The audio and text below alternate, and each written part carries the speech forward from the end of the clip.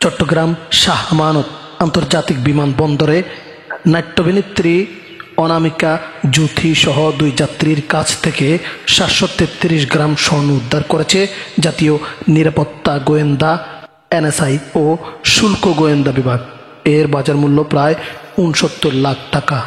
শনিবার 7 জানুয়ারি সকালে দুবাই চট্টগ্রাম ঢাকা ফেরত ফ্লাইট BG 148 থেকে তাদের আটক করা হয়। আটকরা হলেন ঢাকার মিরপুরের নাট্যাভিনেত্রী অনামিকা জ্যোতি ও চট্টগ্রামের রাউজানের মোহাম্মদ রায়হান ইকবাল।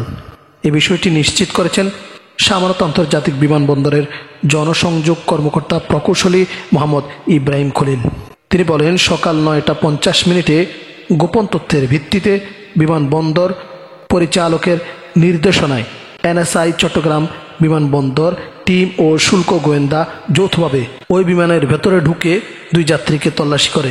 অনামিকা জ্যোতি 2 হাতে চুড়িগুলো স্কচ টেপ দিয়ে আটকে এবং চেইনগুলো তাদের গলায় কৌশলে লুকিয়ে বহন করছিলেন। তিনি আরও জানান, স্বর্ণালঙ্কারগুলো তারা তাদের হাত ব্যাগে বহন করছিলেন। তারা বিমান বাংলাদেশ এয়ারলাইন্সের BG 148 ফ্লাইটের দুবাই চট্টগ্রাম ঢাকা, দুবাই থেকে সকালে চট্টগ্রাম শাহ আমানত আন্তর্জাতিক বিমানবন্দরে পৌঁছান। তবে ঢাকা হজরত শাহজালাল আন্তর্জাতিক বিমানবন্দরের যাত্রী হওয়ায় এভিয়েশন রুল অনুযায়ী তাদের একই বিমানে ঢাকা পাঠিয়ে এনএসআই ও শুল্ক গোয়েন্দারা হজরত শাহজালাল আন্তর্জাতিক বিমানবন্দরের টিমের কাছে হস্তান্তর করা হয়।